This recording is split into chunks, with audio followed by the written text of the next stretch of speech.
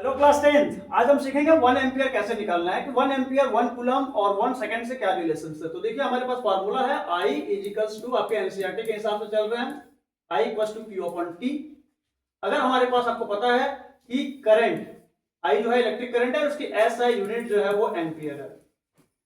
Coulomb charge का जो SI unit होता है वो क्या होता है, कूलम, और टाइम का होता है हमारे पास सेकंड। अगर हमको 1 एम्पियर निकालना हो तो 1 एम्पियर इज टू 1 कूलम और ये हो जाएगा हमारा 1 सेकंड, और उसका पावर कुछ नहीं तो 1 है। अब उसको एक्सप्रेस और स्टैंडर्ड वे में कैसे कर सकते हैं कि अगर s सेकंड पे पावर यहाँ पे +1 है और उसको डेनोमिनेटर से कहां शिफ्ट करेंगे आप, नोमिनेटर में पावर का साइन जो है वो चेंज हो जाएगा। तो ये बन जाएगा आपका 1 एम्पियर इक्वल्स टू, आप लिख सकते हैं इसको कैसे, 1 कूलम इनटू 1s माइनस 1, और अच्छे से आपको लिखना है तो 1 ampere is to 1 coulomb s minus 1। ये जो है कूलम को थोड़ा बड़ा रखिएगा क्योंकि कैपिटल सी है ये, है ना। तो ये हमारा जो है फाइनल निकलेगा 1 एम्पियर में जो होता है 1 कूलम पर सेकंड। इसको पढ़ते हैं 1 ampere equals to 1 coulomb per second. एक चीज और ध्यान रखिएगा, अगर आपके न्यूमेरिकल्स में, है ना, अगर आपके न्यूमेरिकल्स में एनसीईआरटी ने दिया है तो आपसे पूछ सकता है कि आपको यहाँ लिखेंगे, आपको दिया है मिली एम्पियर और एक दिया है माइक्रो एम्पियर। तो अगर आपको मिली से एम्पियर जाना है तो इसको, इस बात को भी याद रखिएगा, 1 मिली एम्पियर में होता है 10 के पावर -3 एम्पियर, और अगर आपको माइक्रो एम्पियर दिया है तो माइक्रो एम्पियर से आप जा सकते हैं 10 के पावर -6 एम्पियर।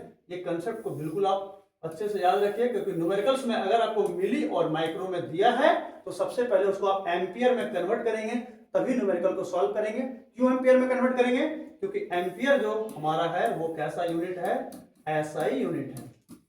तो बिल्कुल आप ध्यान रखिएगा, डायरेक्ट सॉल्व नहीं करना है, पहले आपको मिली और माइक्रो को एम्पियर में कन्वर्ट करना है, तभी आप न्यूमेरिकल को सॉल्व करेंगे। ये छोटे छोटे ट्रिक्स का आप ध्यान रखिएगा ताकि आपको एग्जाम में मार्क्स भी नहीं कटेगा और बहुत अच्छे से आप सिस्टमेटिक ढंग से आपके आंसर तक आप रीच कर जाएंगे। तो आई होप कि आपका ये कंसेप्ट क्लियर हो गया होगा। एक बच्चा हमेशा पूछता सर ये एम्पियर जो आया वो कहां से आया, तो आपके एनसीईआरटी ने एक नाम लिखा हुआ है, देखेंगे आप यहाँ से, इसको भी मैं अंडरलाइन कर देता हूँ ताकि कभी भी आप पढ़ो तो आप याद रखेंगे।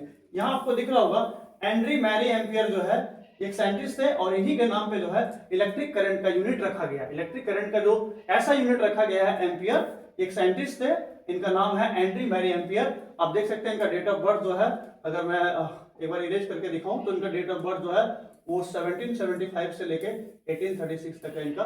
ये सारी बातें आपको याद नहीं करना है, लेकिन आपके नॉलेज में होना चाहिए कि एम्पियर का जो ऐसा यूनिट रखा गया है वो किनके नाम पे रखा गया है। The name of the scientist is क्या है, एंड्री मैरी एम्पियर। तो ये सारी बातों को आप याद रखिए कि ये कहाँ के साइंटिस्ट थे, ये भी आप याद रख लीजिए नॉलेज के लिए। ये फ्रेंच के थे।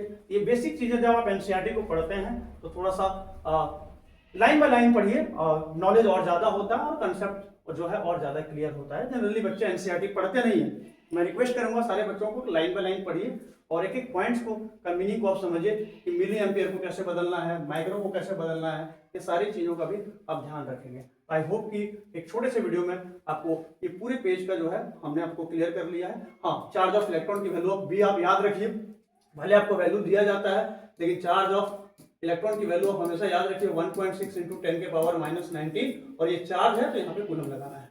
ये सब चीजों का ध्यान रखिए। Thank you so much. Video को आप शेयर कर सकते हैं अपने फ्रेंड्स को ताकि उनको भी जो है बेनिफिट हो जाएगा। Thank you.